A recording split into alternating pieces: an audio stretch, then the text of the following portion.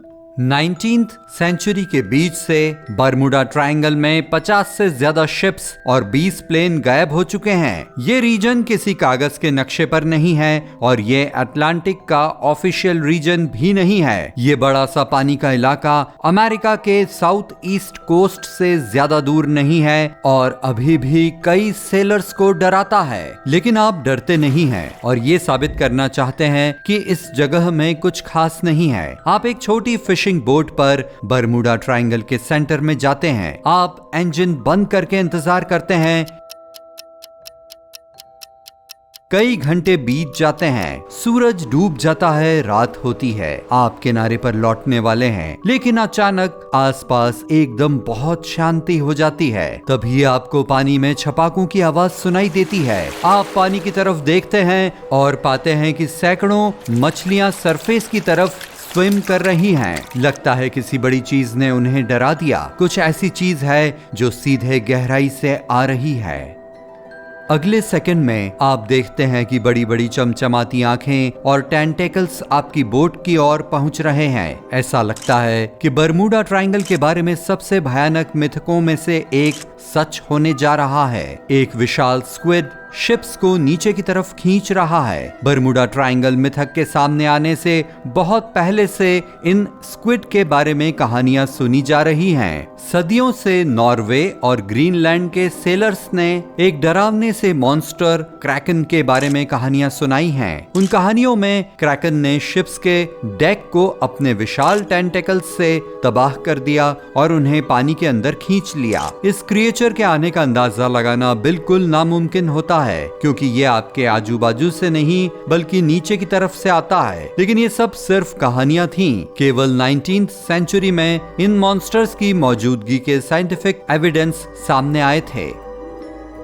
Denmark के coast पर एक अनजाने स्क्विड की चोंच मिली। जो चोंच मिली वो लगभग 3 इंच डायमीटर की थी, जो एक इंसान की हथेली के साइज के बराबर बैठती है। फिर ये क्लियर हो गया कि क्रैकन असल में थे। साथ ही ये बड़े से स्क्विड की सिर्फ एक वैरायटी थे। तब से भारी भरकम स्क्विड की 21 से ज्यादा स्पीशीज के बारे में पता चला है। लेकिन इस मॉन्स्टर का पहला वीडियो 2004 में नॉर्थ अटलांटिक के पानी में रिकॉर्ड किया गया था। ये जगह बरमुडा ट्रायंगल से ज्यादा दूर नहीं है। मरीन बायोलॉजिस्ट ने स्क्विड को गहराई से बाहर निकालने के लिए लालच दिया। ये बड़ा सा मॉन्स्टर लगभग 30 फीट लंबा था, जो किसी मेट्रो के डिब्बे के लगभग आधा जितना लंबा बैठता है। वो अचानक समुद्र के अंधेरे से बाहर निकला और ललचाने के लिए छोड़े गए शिकार पर हमला कर उसे अपने टेंटेकल्स से जकड़ लिया। उसके बाद स्क्विड के कई मामले फोटो और वीडियो पर रिकॉर्ड किए गए हैं। बड़े बड़े स्क्विड समुद्र के किनारों तक बहकर आए और कुछ शिप्स के बगल से गुजरते देखे गए। कुछ रिकॉर्ड्स के अनुसार अब तक मिला सबसे बड़ा मॉन्स्टर 59 फीट लंबा था और उसका वजन लगभग 1 टन था। ये एक बड़ी बस के साइज के बराबर है। कुछ वैज्ञानिकों का मानना है कि विशाल स्क्विड की लंबाई 150 फीट तक हो सकती है, जो कि बास्केटबॉल कोर्ट के साइज से लगभग दोगुनी बैठती है। लेकिन किसी शिप को डुबोने के लिए बस के साइज सा बड़ा होना ही काफी नहीं है। पहली चीज जो स्क्विड को ऐसा करने में मदद करती है वो है जोरदार इम्पैक्ट। स्क्विड गहराई से आते हैं, जिसका मतलब है कि उन्हें शिप के डेक से नहीं देखा जा सकता, लेकिन मॉन्स्टर बोट को दूर से देख सकता है। इसकी आंखें दुनिया में सबसे बड़ी हैं। एक आंख एक बास्केटबॉल के साइज जितनी है। एक विशाल स्क्विड की नजर उसे काले सागर की गहराई में और बड़ी दूर से शिकार को देखने में मदद करती है। प्लेनेट पर मौजूद ज्यादातर क्रिएचर ऐसी कंडीशन में नहीं देख सकते। तो स्क्विड आपकी शिप को देख लेता है और फैसला करता है कि ये उसका भोजन है। ये जल्दी से बोट के पास पहुंचता है और अपने टेंटेकल्स से अटैक करता है। स्क्विड के 8 हाथ पैर होते हैं और 2 अतिरिक्त लंबे टेंटेकल्स भी होते हैं। मॉन्स्टर इनका इस्तेमाल अपने चोंच की शेप वाले मुंह में भोजन डालने के लिए करता है। दूसरे नुकीले दांतों से भरे दर्जनों सक्शन कप से ढके हुए हैं। अगर टेंटेकल्स ने इनसे किसी चीज को पकड़ लिया तो वो बच नहीं नहीं सकता। स्क्विड अपने टेंटेकल्स को आपकी बोट के चारों ओर लपेट देता है। हर एक टेंटेकल्स पर दांत हैं, उनसे ये डेक को काटता है। जब आप दहशत में इधर उधर भाग रहे हो तो 2 लंबे टेंटेकल्स आपको जकड़ सकते हैं। स्क्विड शिप को अगल बगल से तब तक हिला सकता है जब तक कि उसका एक हिस्सा पानी में डूब न जाए। आप 2 लंबे टेंटेकल्स से लड़ते हैं और फिसल कर गिर जाते हैं। स्क्विड के 8 हाथ ज्यादा जोर से स्क्वीज कर रहे हैं। आप बोट के हल के टूटने की आवाज सुन सकते हैं। स्क्विड बड़ा है लेकिन तब भी एक बड़े मेटल ऑब्जेक्ट को नहीं डुबा सकता। शायद ये बरमूडा ट्रायंगल में गायब हुए बड़े शिप्स को डुबा नहीं सकता। आप देखते हैं कि कैसे स्क्विड तैरता हुआ गहराई में चला गया। आप इस बार किस्मत वाले रहे, लेकिन आप पक्के तौर पर ऐसे 2 मॉन्स्टर का अटैक नहीं झेल पाएंगे। विशालकाय स्क्विड का वजूद 150 साल से भी पहले प्रूव हुआ था, लेकिन लोग अब तक उनके बारे में कुछ नहीं जानते। फैक्ट ये है कि वे धरती पर मौजूद सबसे रहस्य वाले क्रिएचर में शामिल हैं। वे तेजी से तैरते हैं, अपना ज्यादातर वक्त 1300 से 3000 फीट की गहराई में बिताते हैं। वहां तक उतरने के लिए लोगों को मजबूत सबमरीन और हैवी इक्विपमेंट्स की जरूरत होगी जो काफी शोर मचाएंगे। स्क्विड उन्हें बहुत पहले नोटिस कर लेगा और वहां से तैरता हुआ दूर निकल जाएगा। वैज्ञानिकों को उनके बिहेवियर, सोशल लाइफ, आदतों या दिन में उनके तैरने वाली दूरी के बारे में कुछ भी पता नहीं है। साथ ही सबसे महत्वपूर्ण बात, हम नहीं जानते कि उनमें से कितने स्क्विड पानी में छिपे हैं। ओशन को अभी तक केवल 5% तक डिस्कवर किया गया है। ये हो सकता है कि लाखों विशाल स्क्विड समुद्र की गहराई में तैर रहे हों।